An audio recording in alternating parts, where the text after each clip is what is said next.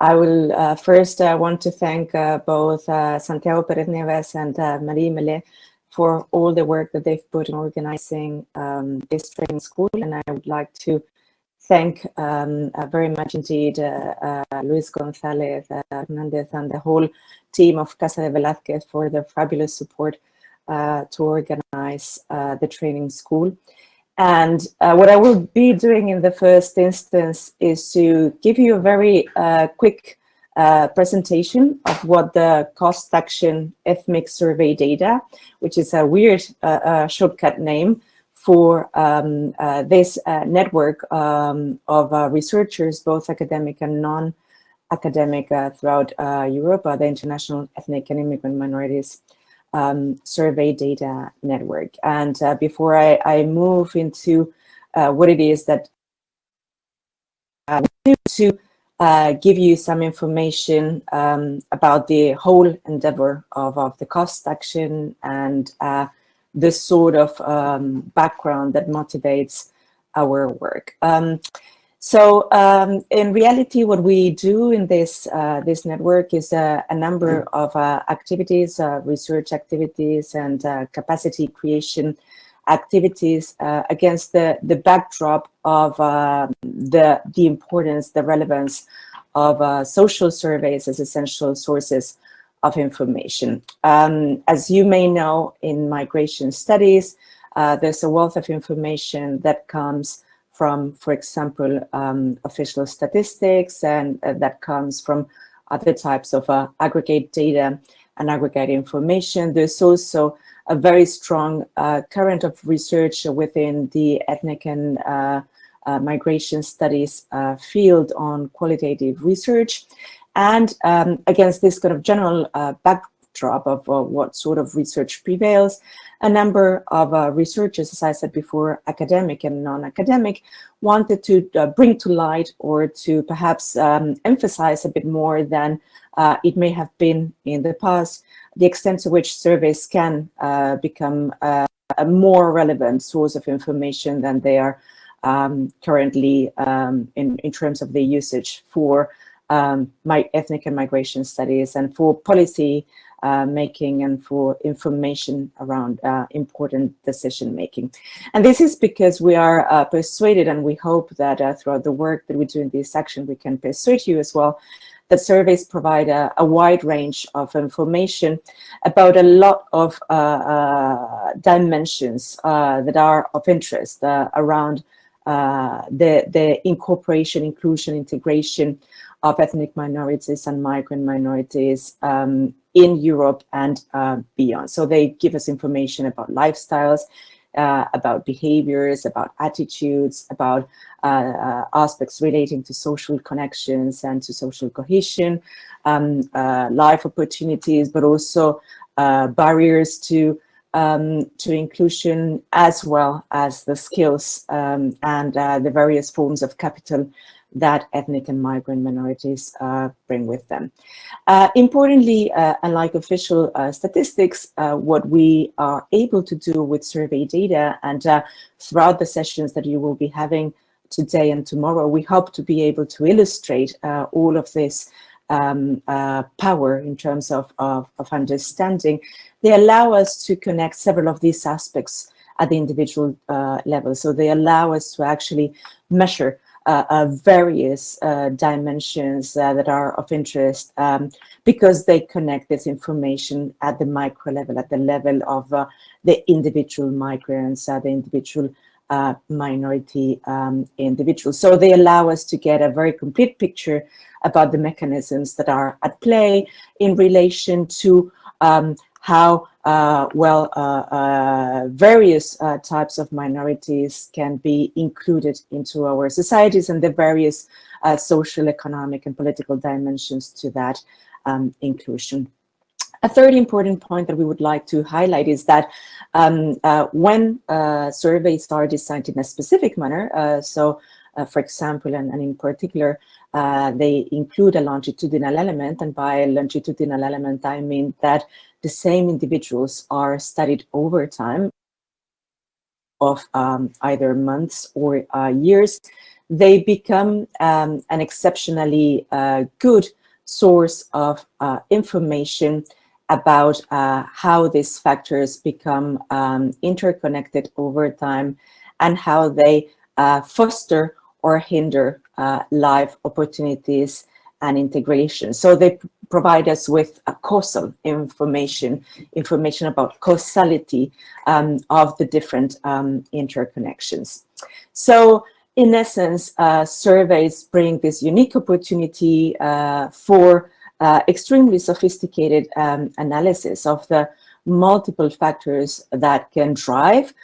both inclusion and exclusion of both migrants and ethnic minorities, and they allow us for multiple comparisons. And when we extract their full comparative potential, they allow us to also gain a kind of wider understanding of how all of these factors may vary across different contexts, across So, given all of this background of the richness, the utility, and the various types of uses that we can give to survey data, the objectives of the COST action, the Ehtmigsurveydata COST action, are multifaceted. On the one hand, we are aiming through the work that we do, and I will be providing some examples of that today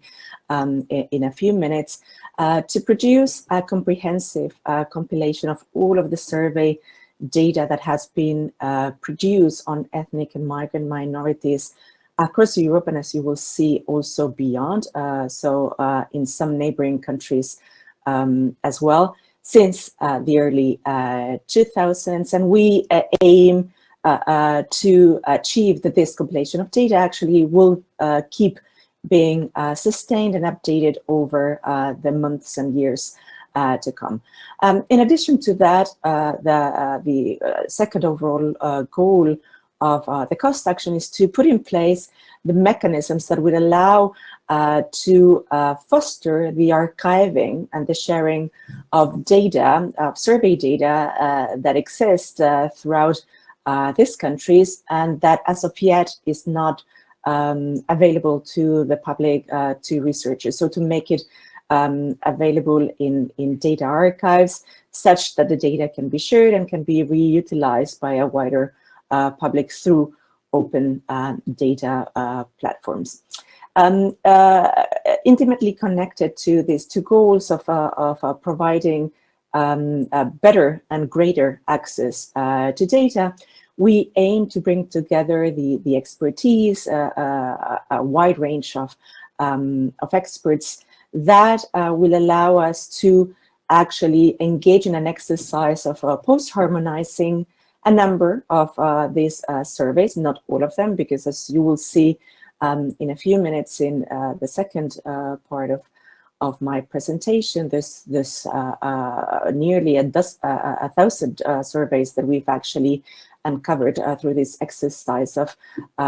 producing a very detailed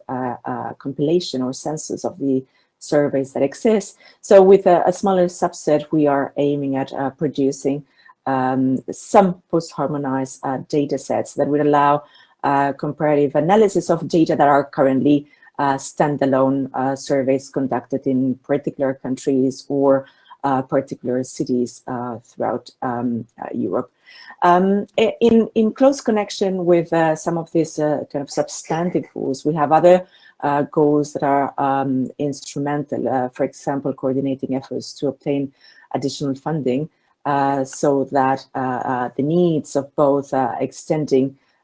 data sharing, but also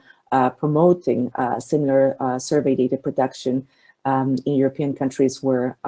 these surveys are less common or less developed will be possible in the future, as well as promoting comparative analysis and joint publications by researchers throughout Europe. And very importantly, as you can see from today and tomorrow's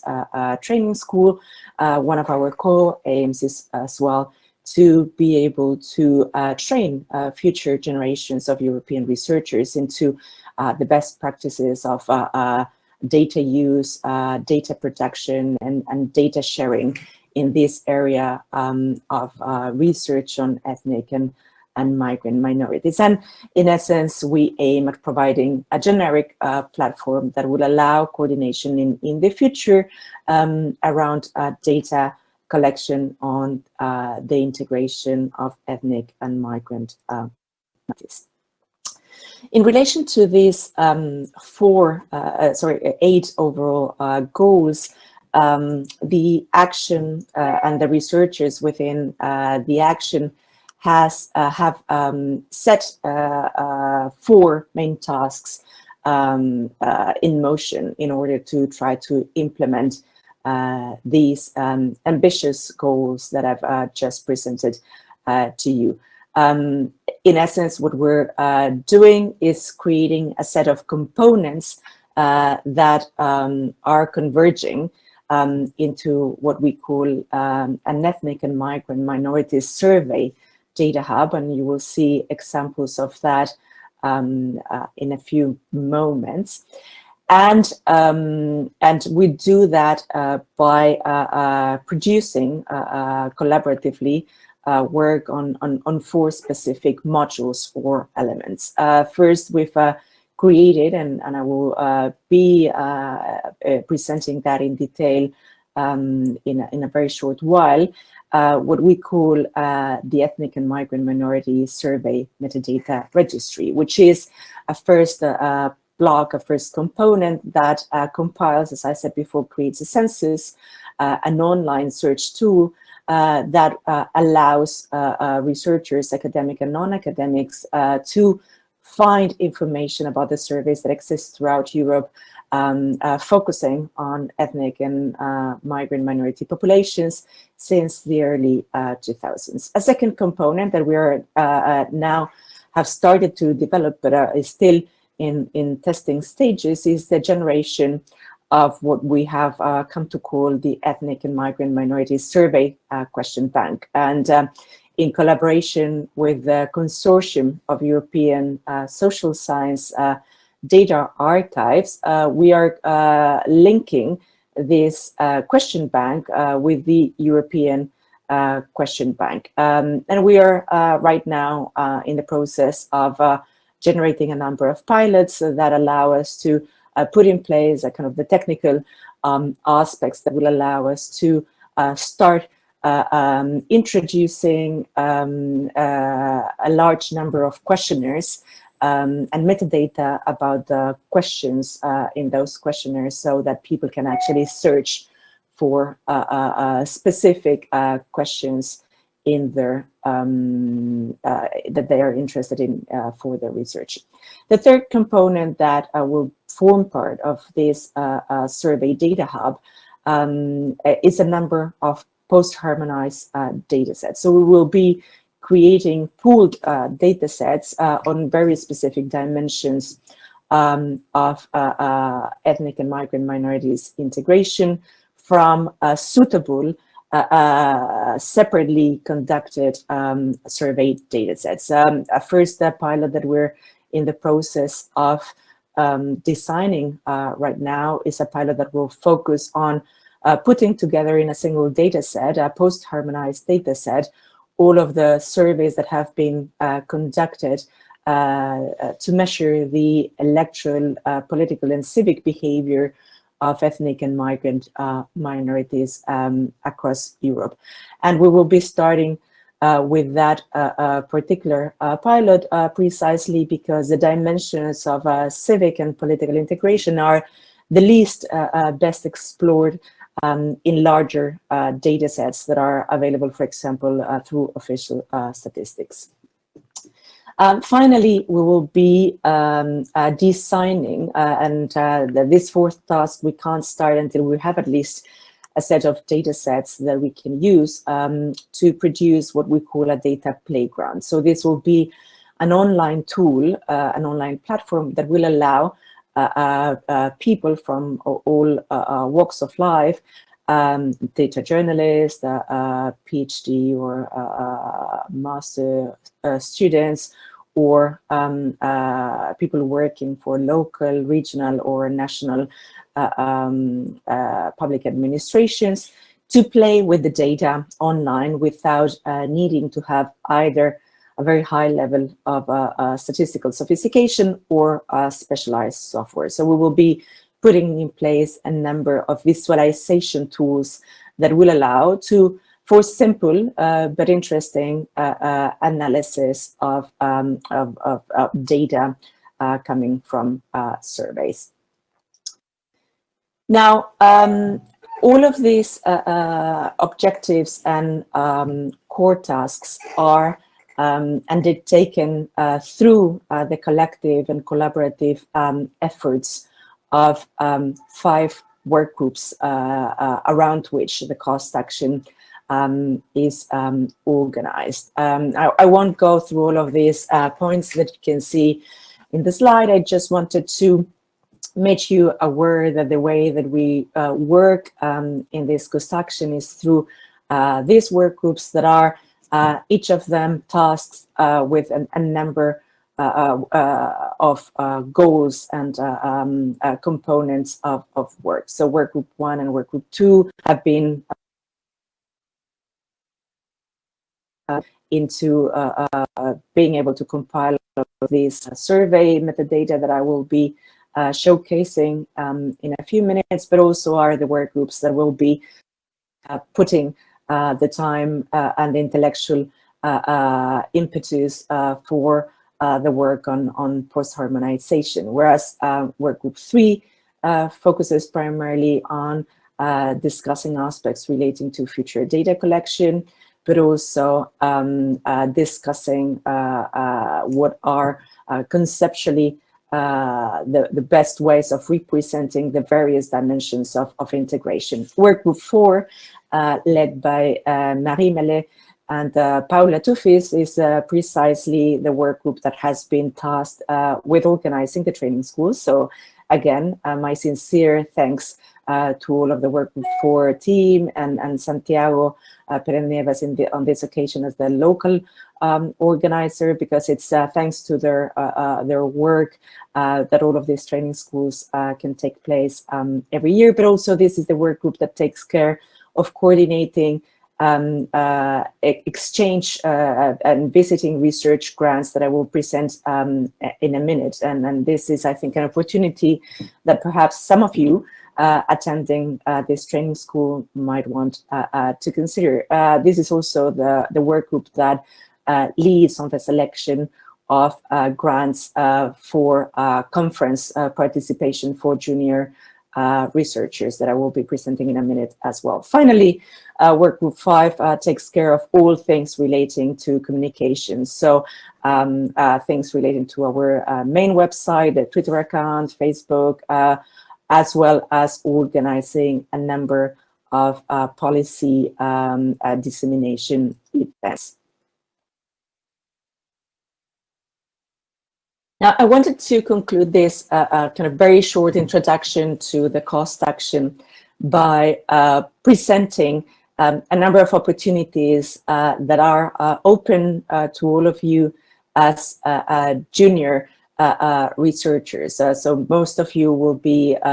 master students or PhD students or early postdocs. And you might be particularly interested in these 2 opportunities that I'm going to be mentioning. First is that we offer, and we will be continuing to offer until the end of the COST Action, and in all likelihood the COST Action will be pandemic situation, so it will be lasting until late October this year. And we have a healthy budget to allocate grants for researchers that would want